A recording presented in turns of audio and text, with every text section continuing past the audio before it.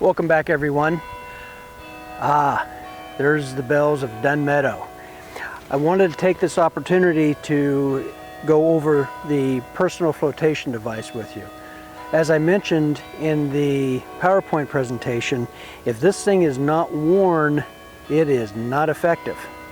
So let's go over some of the finer points of properly wearing a PFD.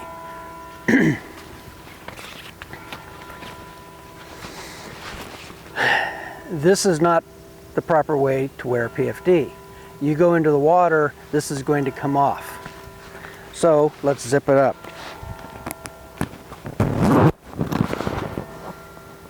Great, right?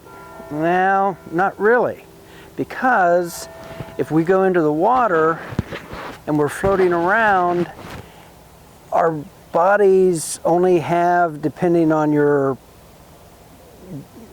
body composition, between probably -3 to +3, +4 pounds of buoyancy. These are designed, if I remember correctly, to be 14 pounds positively buoyant. So if this is more buoyant than our body and we're in the water, this is going to start to float up.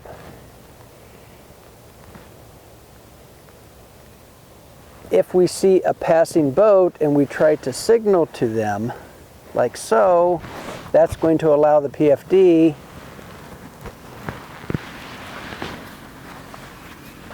to come right over our head. In other words, we will literally sink out of the PFD. Now, this is not bad because at least, and we're going to get a vehicle coming through here and screw things up.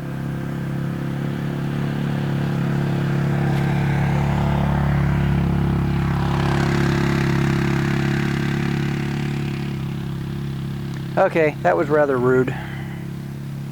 So all is not lost, because as this PFD is still floating up on the water, it will mark your last known position so the recovery divers can come through and have a good spot to start looking for your dead body. A better way of doing this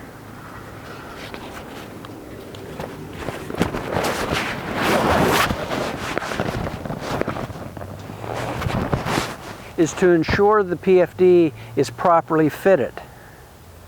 On this particular PFD, we have the center zipper, but no lower belt. On the side, I have two adjustments.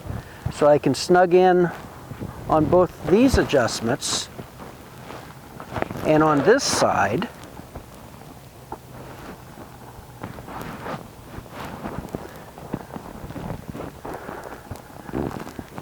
and I also have two shoulder strap adjustments. These shoulder strap adjustments, hope you can still hear me. These shoulder strap adjustments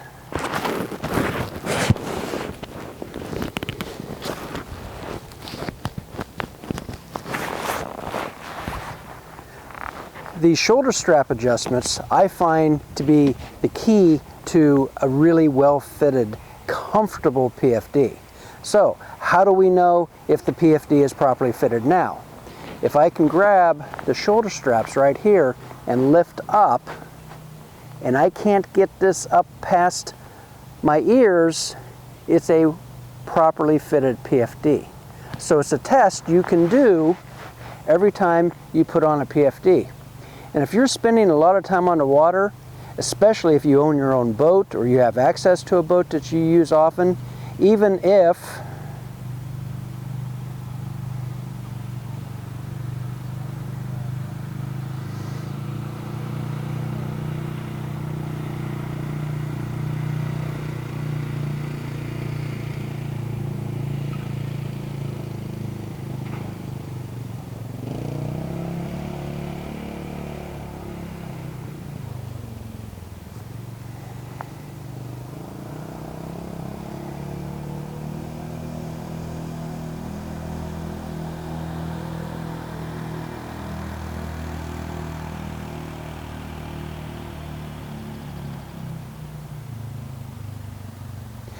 So if you have your own boat or you use someone else's boat regularly, or you bum rides on other people's boats, I think it's a really good idea to invest $75, $100 into your own PFD. You can bring this with you each time you go boating, and you can wear it. If these things are not worn, they're not very good for anything. Well, maybe a cushion. Actually, you're not supposed to sit on these as a cushion.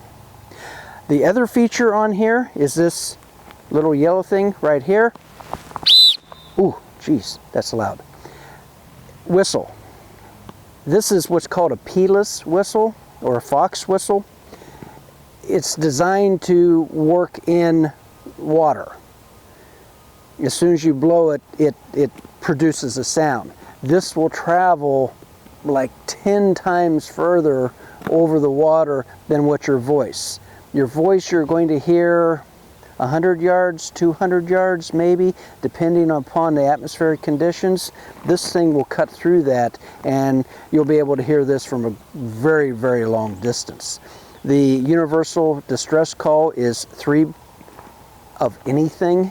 3 blast on the whistle, wait 10, 15, 20 seconds, 3 more blast on the whistle, 3 gunshots, 3 blasts from an air horn. Any signal in 3s are the universal distress signal. So this is one way to get found whenever you're out in the middle of the Lake Michigan or Lake Monroe and your boat's sunk and it's just turning into a really bad day. So anyway, PFDs, highly recommend them. They're no good unless you're actually wearing them. Remember, children are required to wear PFDs under the age of, I believe, 17.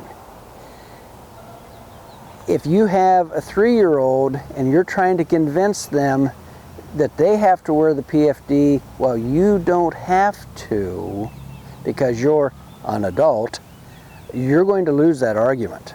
Trust me. So if you put your PFD on first, then put Johnny in his PFD, we're good to go. You'll have a much better, much happier experience out on the water. So be safe, catch fish, catch you later.